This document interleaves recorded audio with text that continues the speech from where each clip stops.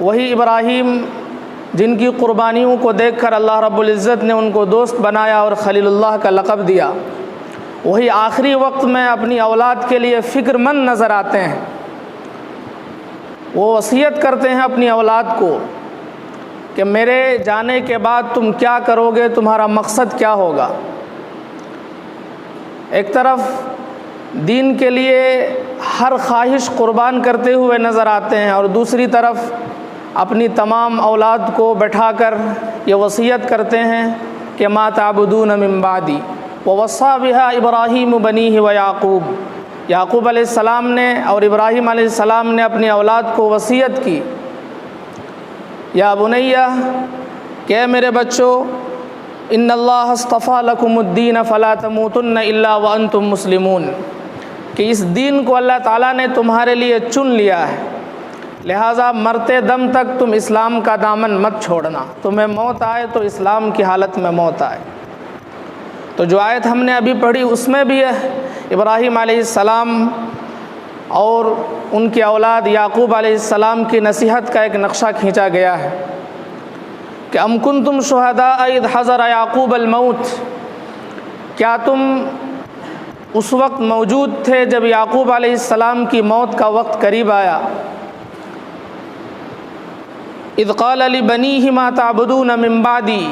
جب انہوں نے اپنے بچوں سے کہا کہ میرے بعد تم کس کی عبادت کرو گے۔ قالوا نعبد الہک و الہ آبائک ابراہیم و اسماعیل و اسحاق الہ واحدا، تو سب نے ایک ساتھ کہا کہ ہم اس ایک خدا کی عبادت کریں گے جو آپ کا معبود ہے اور آپ کے باپ دادوں ابراہیم، اسماعیل اور اسحاق کا معبود ہے،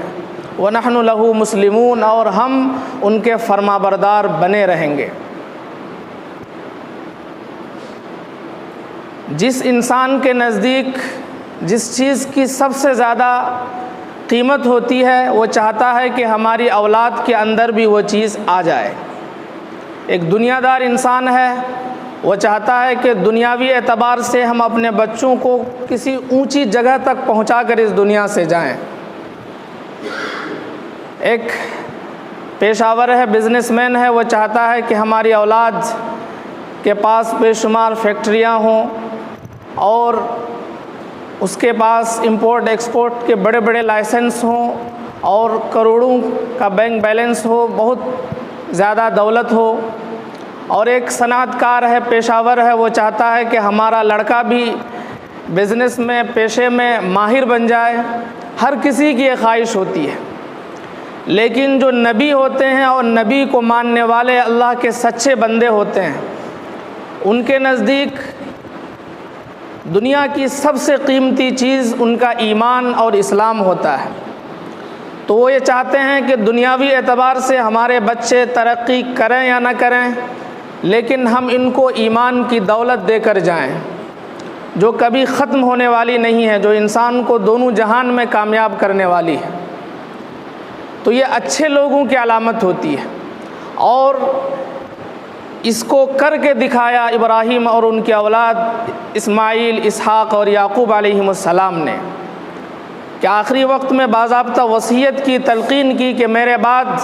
کہیں تم گمراہ نہ ہو جانا، کہیں اللہ کے علاوہ کسی اور کی پرستش میں نہ لگ جانا، اس سوچ میں کہ ہم تو نبی کی اولاد ہیں، ہمارا خاندان بڑا ہے، ہم جو چاہیں کریں۔ ایسا نہیں، ہر انسان کو وہی ملتا ہے جس کا وہ عمل کرتا ہے، عمل کے حساب سے انسان کے ساتھ فیصلہ ہوتا ہے۔ تو اس آیت کے ذریعے اللہ تعالیٰ یہ پیغام دینا چاہتا ہے کہ ہر انسان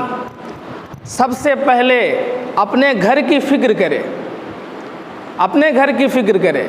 اور شروعات کر کے دکھائی نبیوں کے گھروں سے۔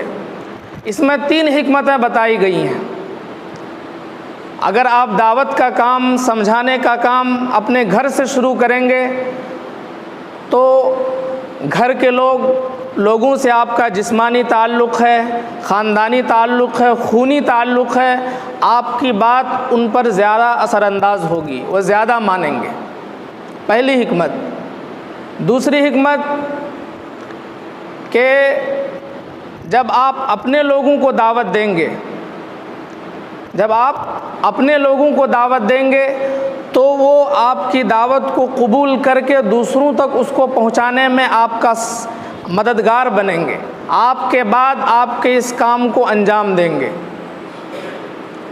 اور یہ نبیوں کو سب سے پہلے اس بات کا حکم دیا گیا۔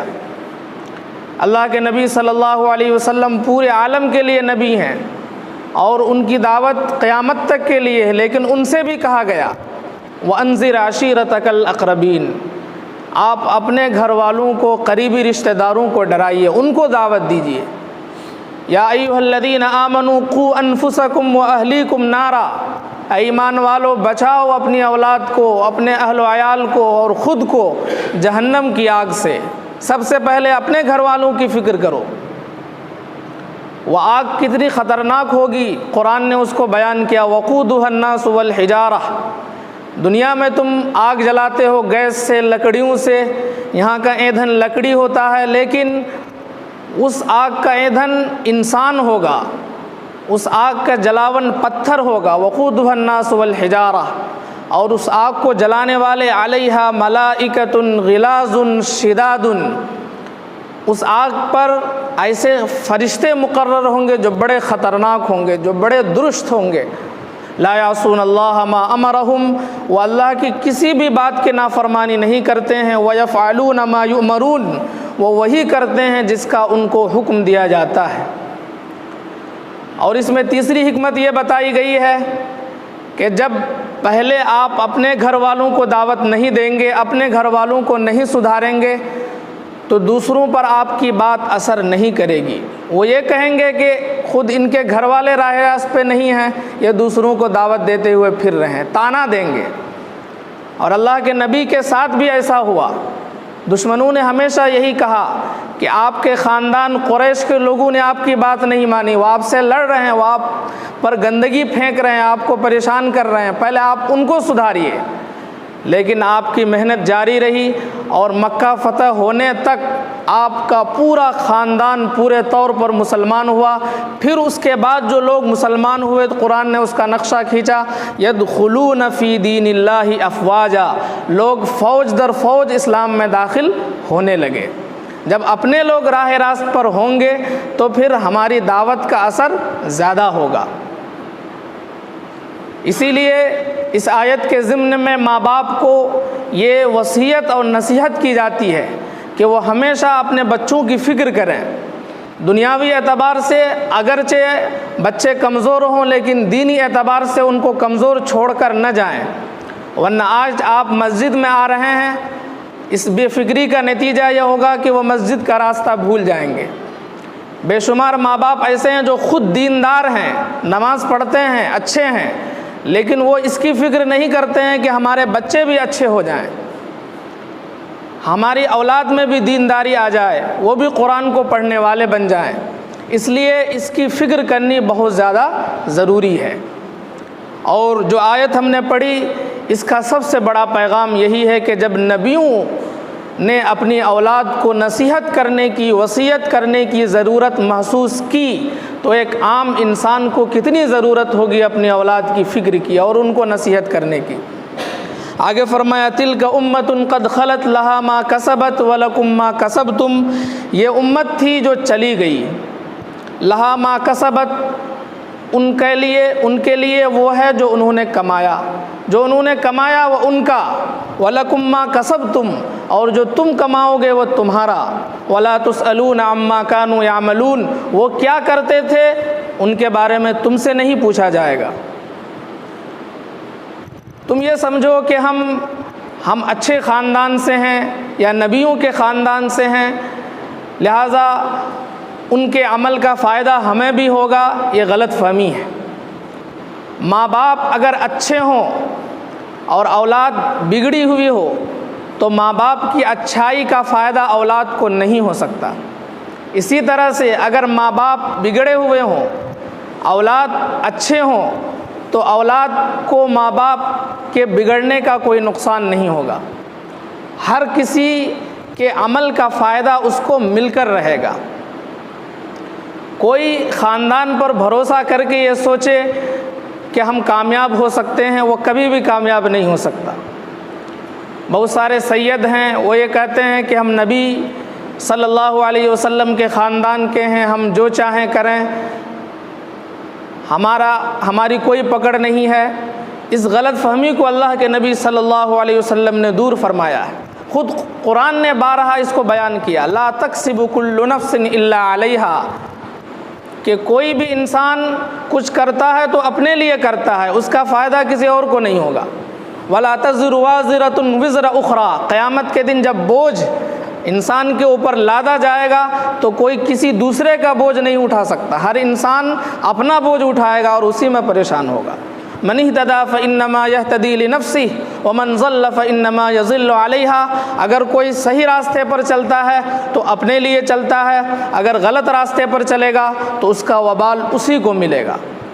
اور اللہ کے نبی صلی اللہ علیہ وسلم نے اپنے خاندان والوں کو نصیحت فرمائی کہ اے بنی ہاشم، ایسا نہ ہو کہ قیامت کے دن اور لوگ تو اچھے اچھے اعمال لے کر آئیں اور تم عمل سے غفلت برتو اور صرف خاندان اور نسب کا بھروسہ لے کر آؤ اور کہو کہ ہم نبی کے خاندان کے ہیں لہٰذا ہم کامیاب ہو جائیں گے، اور اس وقت ہمیں یہ کہنا پڑے کہ ہم تمہیں جہنم سے نہیں بچا سکتے۔ اسی لیے اللہ کے نبی صلی اللہ علیہ وسلم نے صاف صاف بیان کر دیا، من بطأ بہ عملہ لم یسرع بہ نسبہ، کہ جس انسان کو اس کا عمل پیچھے چھوڑ دے، عمل کام کرنے میں وہ پیچھے رہے، لم یسرع بہ نسبہ، تو اس کا خاندان چاہے جتنا اونچا ہو وہ اس کو آگے نہیں بڑھا سکتا، اس کو کسی بھی صورت میں کامیاب نہیں بنا سکتا۔ اس لیے میرے بھائیوں، انسان کے پاس سب سے قیمتی پونجی جو دنیا میں ہے وہ اس کی اولاد ہے۔ اولاد کی فکر انسان کو ہمیشہ کرنا چاہیے، کیونکہ اولاد صرف اس کے خاندان یا اس کی عزت یا اس کی دولت کا محافظ اور پاسبان نہیں ہوتا ہے، بلکہ ایک طرح سے وہ جو ایمان ہے اس کے پاس اس کا امانت دار ہوتا ہے، اس کا محافظ ہوتا ہے۔ اگر اولاد کے تعلق سے انسان بے فکر ہوتا ہے تو پھر ایک وقت ایسا آتا ہے کہ اس کے خاندان سے، اس کی نسل سے اللہ کا نام لینے والا کوئی بھی نہیں بچتا، سب ختم ہو جاتا ہے۔ تو کہیں نہ کہیں اس کا وبال ماں باپ پر پڑتا ہے کہ اولاد کے تعلق سے تو انہوں نے فکر کی کہ ان کی دنیا اچھی ہو جائے، یہ دنیاوی اعتبار سے ترقی کر لیں، لیکن کبھی دینی اعتبار سے ان کو سمجھانے کی ان کو فرصت نہیں ملی، دینی اعتبار سے ان کی تربیت کرنے کی فرصت نہیں ملی۔ وہ یہ سمجھتا رہا کہ ابھی بچہ ہے، بڑا ہو کر مسجد چلا جائے گا، اسی لیت لعلہ میں، اسی وقت کو ٹالنے میں وہ اس دنیا سے چلا گیا۔ اب بچوں کو بتانے والا، ان کو سمجھانے والا کوئی نہیں بچا، جب سمجھانے والا تھا تب نہیں آیا، تو جب ہے ہی نہیں تب وہ کیسے راہ راست پر آ سکتا ہے؟ الا ماشاء اللہ، لیکن جس کو اللہ تعالیٰ توفیق دے۔ تو ان آیتوں کا خلاصہ یہی ہے کہ اللہ کے نبی صلی اللہ علیہ وسلم کے فرمان کے مطابق ہم اپنی اولاد کی سب سے زیادہ فکر کریں، اپنی اولاد کو سب سے بڑی پونجی سمجھیں۔ اور ایسا نہیں ہے کہ صحابہ کرام اور جتنے انبیاء ہیں ان کے تعلق سے، جیسا کہ اس آیت میں کہہ دیا گیا، تلک امۃ قد خلت لہا ما کسبت، وہ کہ ایک امت آئی تھی جو چلی گئی، ان کے ساتھ ان کا عمل ہے،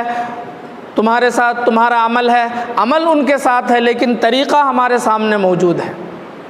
آئیڈیل کے طور پر نبیوں کا طریقہ اور صحابہ کرام کا طریقہ ہمارے سامنے رکھا گیا ہے کہ کوئی یہ نہ کہہ سکے کہ ابھی تو ہمارے سامنے نبی ہے نہیں، ابھی تو ہم نے ان کو دیکھا نہیں، قرآن ہم نے اترتے دیکھا نہیں، لہٰذا ہم کیوں مانیں اس کو؟ نہیں، بلکہ طریقہ سکہ بند کی شکل میں ہمارے سامنے رکھ دیا گیا ہے کہ اللہ کے ہاں تمہاری کوئی بھی کٹ بحثی کام نہیں آئے گی، تمہاری کوئی بھی دلیل اور حجت کام نہیں آئے گی۔ صحابہ کرام کی خوبصورت جماعت ہمارے سامنے رکھ دی گئی۔